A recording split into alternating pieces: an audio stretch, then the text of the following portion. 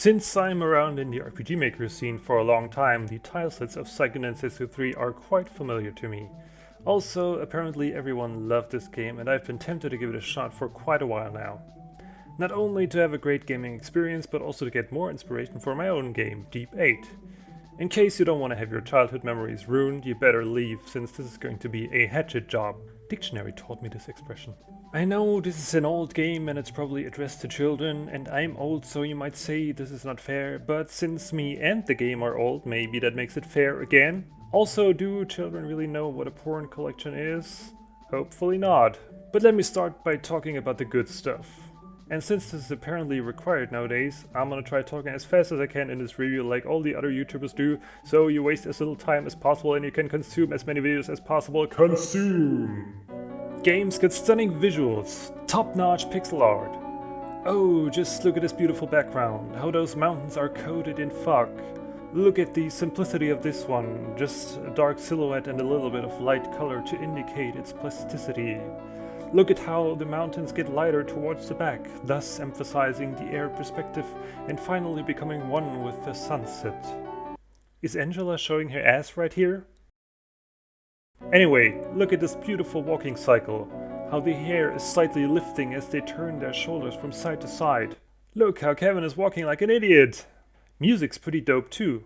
Well, most of it. I like this tune in particular that plays while you climb the mountain.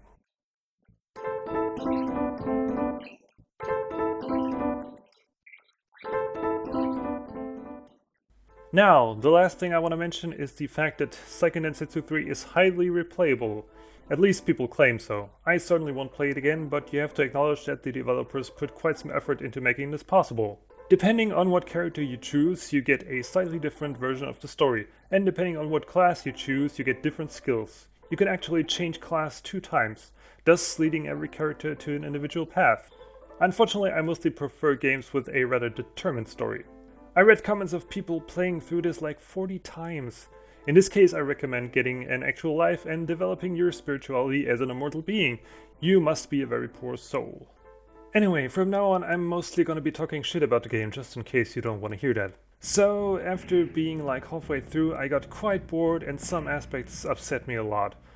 I searched for reviews bringing that shit up, but they didn't, which is why I had to make this one. Let me start with the shitty dungeon design. Every single one of them gives you the feeling of just being lost. They are all constructed in the exact same way as gigantic mazes with tons of dead ends that conveniently trap you with the enemies just to make you go back the way you came. And it's not like you're running out of enemies, nope, in fact they respawn when you are 2 maps away from them, and since you are lost all the time because everything looks the same and you don't really have a point of reference, you are likely to go back to maps that you already made it past and run into these same enemies again. And you cannot really escape appropriately. Apparently the game expects you to fight everything you run into and keeps you in fighting mode where you can only move slowly. Oh, and you want those treasure chests from the enemies? You need to wait ages before they pop up. Before getting used to this, I kept accidentally leaving the map and the treasures were lost. Aside from that, there's nothing to explore in those dungeons. At some point you really don't care anymore whether you've seen all its maps because you know everything looks the same and exploring doesn't get rewarded, unless you call a dead end with enemies a reward. Oh, and sometimes there is a good chance of making it through the whole maze and running right into the boss fight without saving, because you took the wrong branch. One direction is leading to one of those saving statues and the other one is the boss. Great! Apparently developers found that funny, so I started saving by emulator. Fuck you game, fuck you devs. Battles. They should be interesting, right? Well, surprise, they aren't. My main problem is that there is almost nothing to do. I can only refer to the party I choose, obviously. We'll go back to that in a minute. Let's talk about my main character, let's call him Hawke. Characters seem to have tons of different names in different versions. Hawke can hit the enemy. And if he hits him a couple of times, the green bars fill up and he can perform a special attack. That's it, at least for a very long time. Until the first class change. That magically dyes his clothes and now he can use 2 special attacks. And again, that's how it is for a long time. Pretty much till the end of the game or till the second class change. Now we can actually learn a ton of magic skills, but who cares? Game's over. You might argue that I chose the wrong character or wrong class, but why can't I choose it then? In my opinion, the class changing system is complete BS. Because the player has no information he can base his decision on. Same for character, he's bound to choose a character that looks cool and a class that sounds cool. And it's not like I'm gonna play through the game again just to know what the other classes would have been or to correct my error. Well, some poor souls might do that. And since you cannot do a lot, boss fights are pretty boring too. I'm not gonna say super easy, but long and super redundant. You would basically just have to hit him hard and keep the HP up. Sometimes use a status healing item. This way I defeated most bosses on my first go. Even the infamous god beast Dolan. The author of a walkthrough stated that I better be level 40 for this one, adding he could beat him at level 35, but it was very hard. Well, I was level 31 and did it without that much of a problem. But the author also mentioned that SD3 is his favorite game, so I was already suspicious. Dolan looked dope though. Same for the final boss. The walkthrough recommends me being at least level 55. I beat him around 47, first try, no problem whatsoever. And of course I couldn't save right before, I mean, what do I expect? Another quite annoying thing is the menu. It's painfully slow and quite clunky to handle, but at least you can change the look of your text box, which apparently inspired a lot of RPG Maker games. And you can see your save states. See them, but not load them, that's important. So if you want to load your game, you have to either die or restart your console. Same for the storage. Now you need to know that the game has a concept of 9 items you can have in your active inventory. 9 pieces each. Everything else you get is being sent to the storage. Could be a nice feature, I'm doing something similar in my own game. A major problem is that the items in the storage have no description. So in case you want to know what you actually got, you have to put the item from the storage into the active inventory, close the storage, which takes like 3 long wasted seconds of your life, open the inventory and look at the description here. Of course, in case you realize you just got some junk, you're gonna have to reverse the whole process. Another big issue that I'm going to address you might call pacing or orientation. Now, for the first few hours of the game, there's 2 main ways of traveling. First, getting shot around by a cannon. Second, taking a ship that moves automatically. This way you are most likely not paying any attention where anything on the world map is, in contrast to other games that let you explore by yourself bit by bit. The generic cities with nothing to explore don't help either. You really don't care about cities and world building.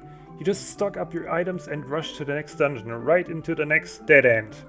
Dead end. Okay, that wasn't actually a dead end, just a trap. But I swear there's a ton of them. Once you get Flammy, a strange mythical flying creature which is more than happy to be your air taxi slave, you can fly around on the world map by yourself and you are totally lost. Luckily the game puts red dots on the world map so you can find the 8 god beasts. Well, no, you can't, because Flammy is quite ambitious towards where she or he or it wants to land. So sometimes you have to hover over a very tiny spot somewhere around the red dot on the map to actually get to the place where you want. Let's talk about the story. Not too much, just a bit. The review from Space Hamster that tried to be funny called the story simple. Oh yes, it's quite simple. So simple that I don't remember shit about it. The only thing that stuck with me was the really ridiculous stuff. For instance, Duran. Aside from the fact that he has a porn collection, we know that his daddy died in some kind of war when he was a child. Now that he's older, some strange wizard infiltrates the castle he's working in and defeats him. So he's pissed and cannot rest until he gets revenge for that mockery. What noble motivation. But then he meets the fairy, and from there on he does whatever she tells him. For instance, find the 8 mana stones, fight the 8 god beasts. Wow, that's how you put content in a game. You get big chunks of story for each character at the beginning and then nothing. They are pretty much the fairy's hand puppets and are being dragged from stone to stone, from god beast to god beast. Just to realize it's a trap! Oh yes, defeating something totally releases its power. Logic. And of course our characters accept whatever that stupid fairy thing is blubbering about. But then, beautiful background, comes the resolving moment for Duran's main conflict. The Darkshine Knight, you encounter a few times before, revealed he's his father. Star Wars was already a thing in '95, right? Well, at least it made me laugh pretty hard in 2020. And Duran believes that. The knight could just be some random asshole claiming this shit to manipulate him. Well, whatever, we kill him and no one really ever cares about that anymore. Really, a lot of effort was put into the authenticity of the characters and the story. Nope. Okay, let's try to sum this up. Here's my theory. The devs tried to make this awesome, highly replayable game and hired this awesome pixel artist and abandoned everything else. And since this is a commercial game with limited budget, deadline, etc., they probably ran out of time and money, realizing, shit, it takes so much time figuring out the different combinations for the plot, creating all those spells. Guess now we have to make super generic dungeons and cities without anything interesting to explore. Because early in the game there were attempts of implementing some kind of dungeon mechanic, using the elemental spirits to advance. There would have been potential for certain elemental puzzles you would have to solve. Right, so it's not a super shit game, but I have to disagree with those of you who say it still holds up pretty well today. Some games and movies just don't age well, and oftentimes we are trapped in the nostalgia of our inner child, because children don't question stuff, they just consume! The good thing is we can learn from the past and improve games. Crosscode, for instance, is, as far as I know, heavily inspired by SD3, yet it corrects almost everything that I addressed in this review, and makes new mistakes, for sure. It's a never-ending process. This is just my opinion and you are welcome to disagree. So let's play, criticize and create. Thanks for watching. I don't care if you subscribe. I have no idea if I ever gonna make a video like this again, because I have a game to make and guess what? It's a ton of work. See ya.